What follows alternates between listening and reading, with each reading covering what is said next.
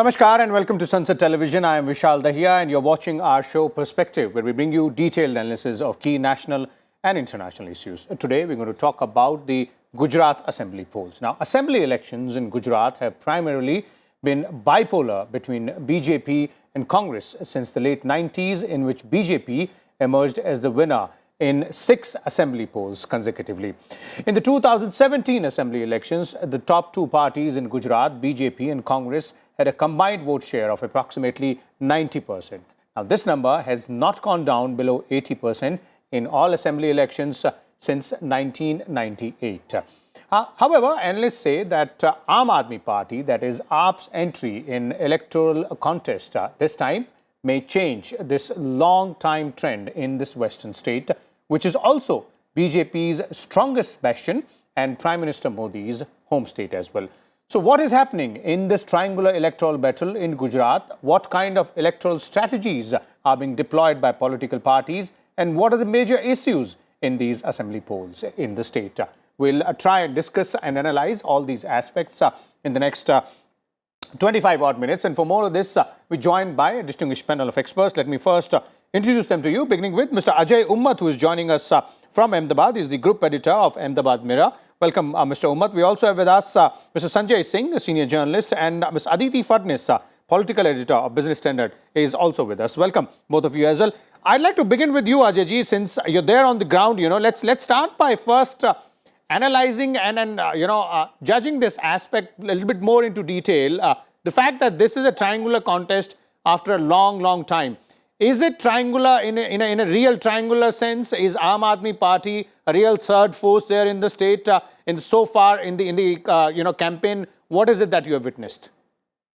Vishalji, to tell you very frankly, Gujarat is a bipolar state, and in past also Chimanbhai Patel, Kesubhai Patel, and Shankar Singh Waghela, all 3 ex-chief ministers and considered to be a very strong leaders.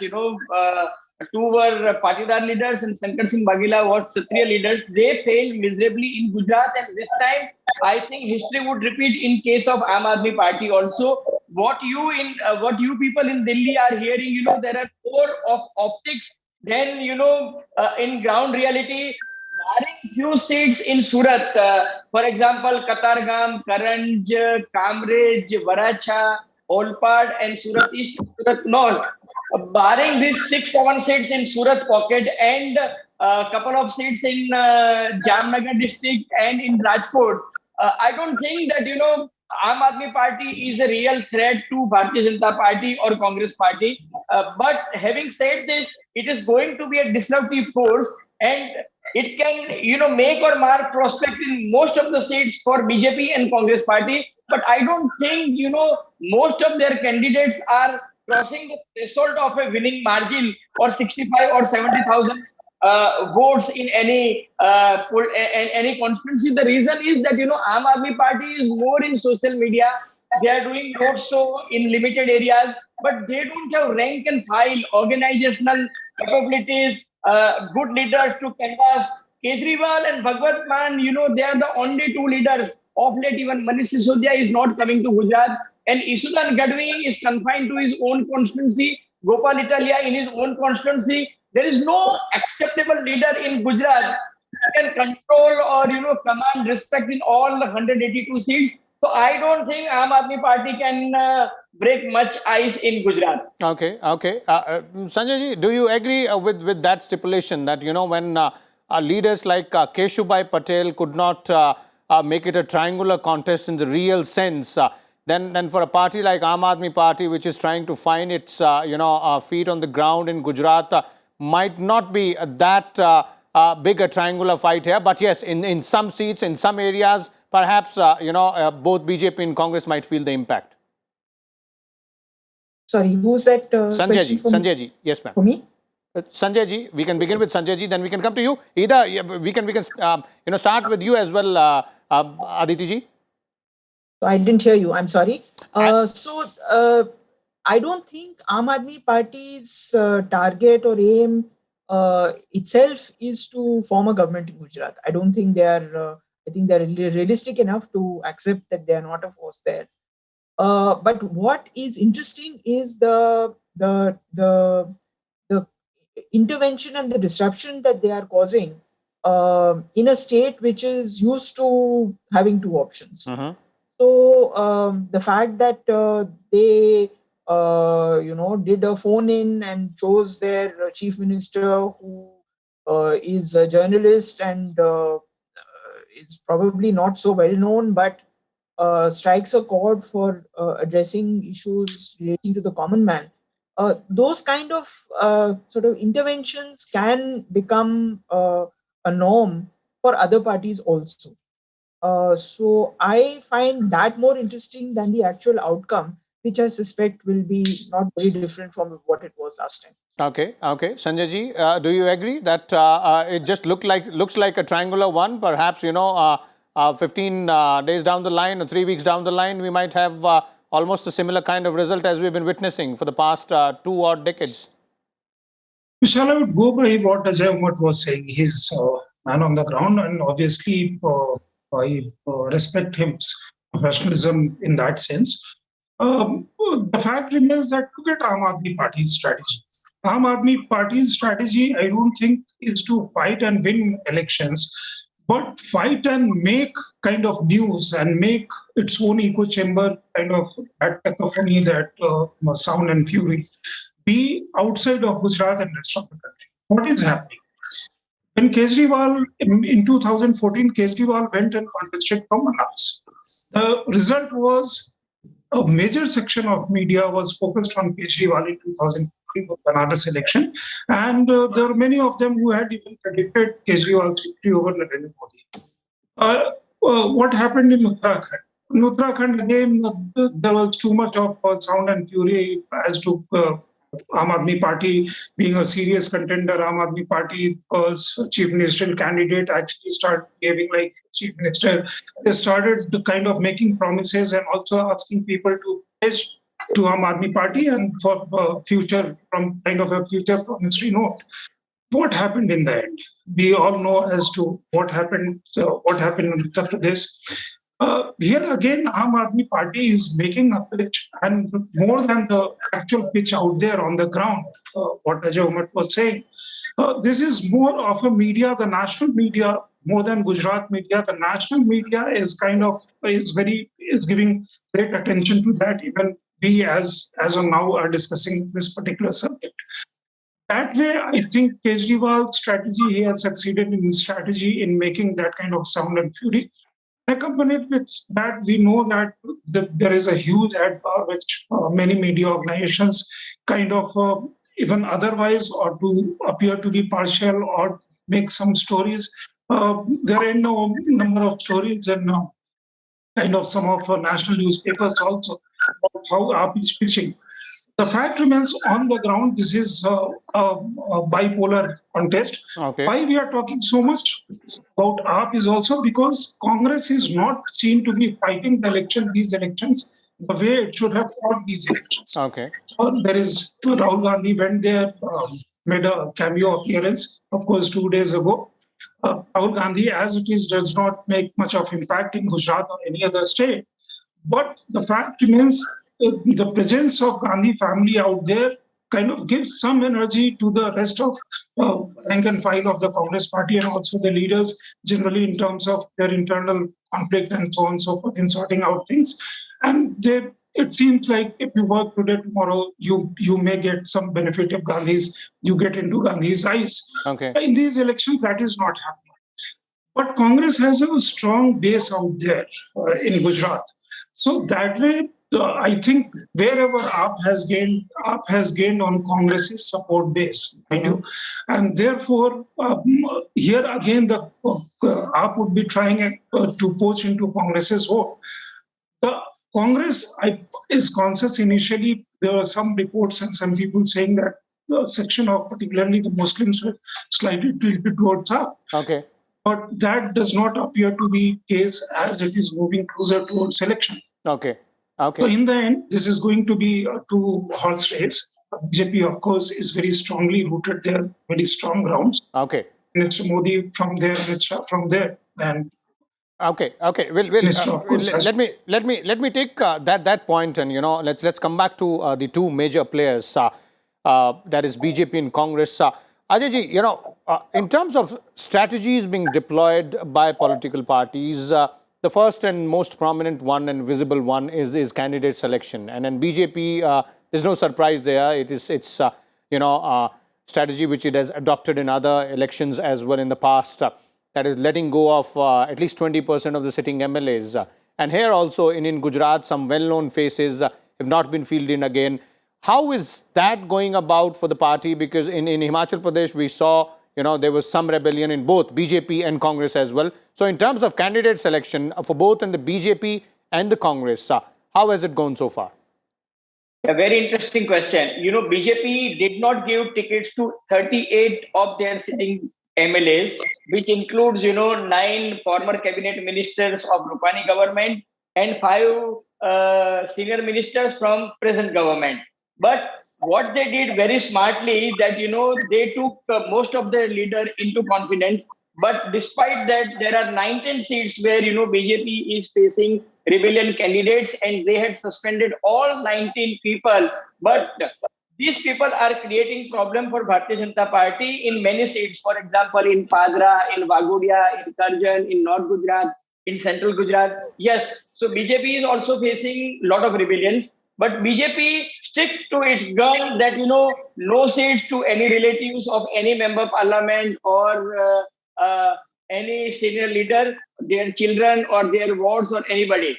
But Congress party believed in repeat theory. So they repeated 66 of their MLAs who were elected last time because, Congress party realized that, if we don't give ticket to these MLAs, sitting MLAs, then they might go to Bharatiya Janata Party because already 19 MLAs from Congress party had already joined this time to Bharatiya Janata Party. So Bharatiya Janata Party strategy this time is winnability. If the thing that, particular candidate from Congress party is very strong and is capable to win election, Bharatiya Janata Party has given them tickets in their party because BJP wants to improve their score. If I try to, the point you asked about strategy, Bharatiya Janata Party is focusing in all 182 constituencies and they are literally fighting 182. Congress is contesting on 179 seats, but out of 179 seats, 3 seats they had given to Nationalist Congress Party, NCP, their ally, and they are focusing only on 120 seats. These are seats from rural area and tribal area because BJP, Congress Party knows that in urban area, the strike rate of Bharatiya Janata Party is very, very high. In last election, BJP was facing a very uphill task. Despite that, out of 4 cities of Ahmedabad, Baroda, Surat and Rajkot, out of 55 seats, BJP got 44 seats. Whereas, in rest of the 127 seats, Congress party got 70 seats. So Congress is focusing more on rural and tribal areas, whereas, BJP is focusing in all the seats. And they want to break their previous record of 127 seats. And Prime Minister Modi, Amit Bhai, is working very, very hard on ground. Modi Saab was here in last 25 days. He was here for 12 days, which proves itself that, that how much hard work Prime Minister Modi and Amit Bhai is, sparing in Gujarat. Okay. Aditi ji, your view on these contrasting strategies and the play on the ground as well in terms of the top leadership, as Mr. Umat was pointing out. Prime Minister Modi has been there for almost a dozen times. The Congress's top leadership has been, in and out, but not too much seen. In terms of candidate selection as well, these two different strategies, BJP sticking to its, the known strategy of letting go of sitting MLAs. Congress perhaps not having any choice, than to field all its sitting MLAs, as Umat ji was pointing out. What does it indicate? Confidence on one side and a bit of a less confidence on the other side? There's just one thing that I want to point out, and I'm subject to correction on this.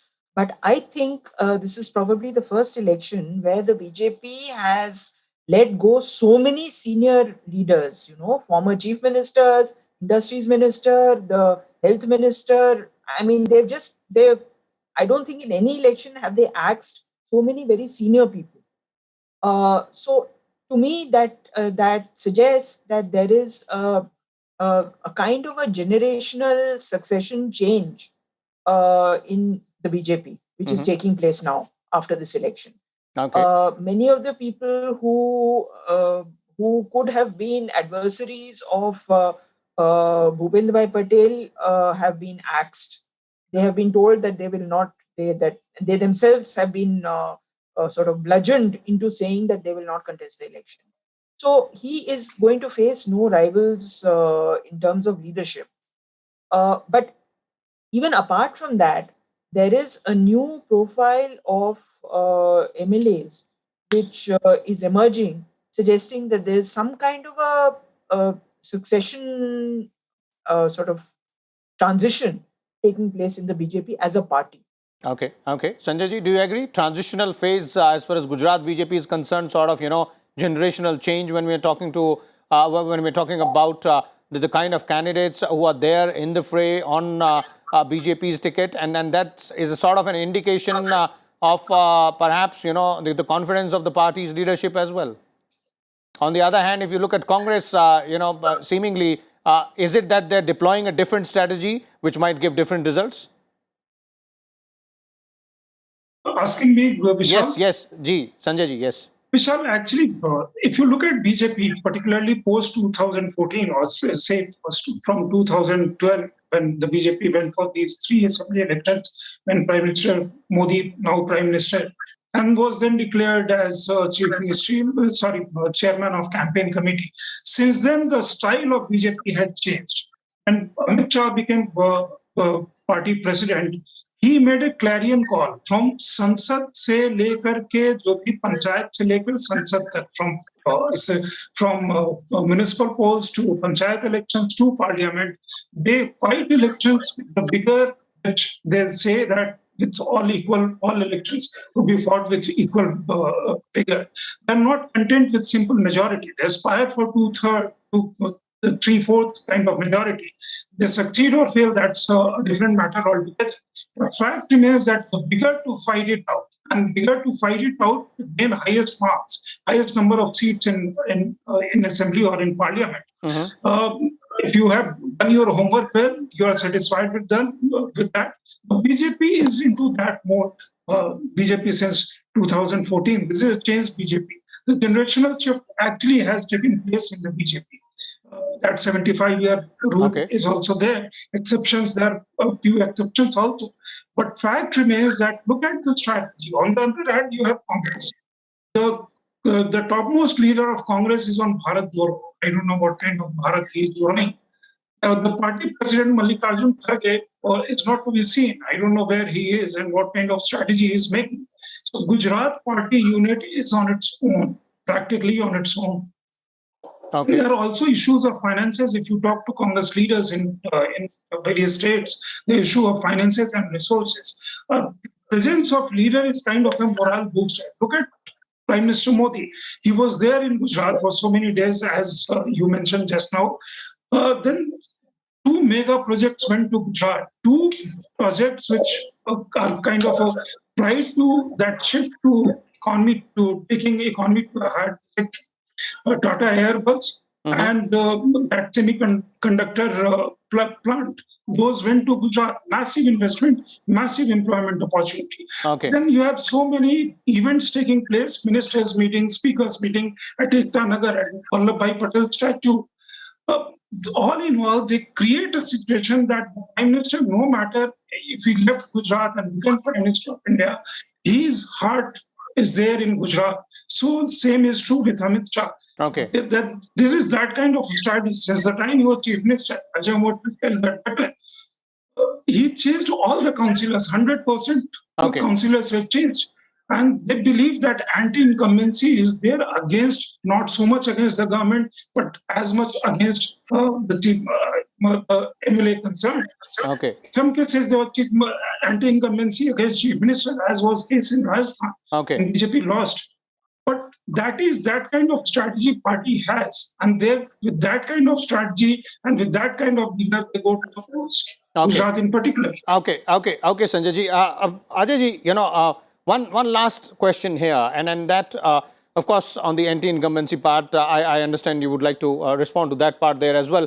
But in terms of issues on the ground as well, because every election, we understand that there are some, prominent issues which are either raised by the opposition or the ruling side, tries to sway or move the election towards those issues. What are those issues in Gujarat this time around? What is the ruling party fighting on? Of course, development is one key, agenda on their item. But in terms of opposition, what are they doing?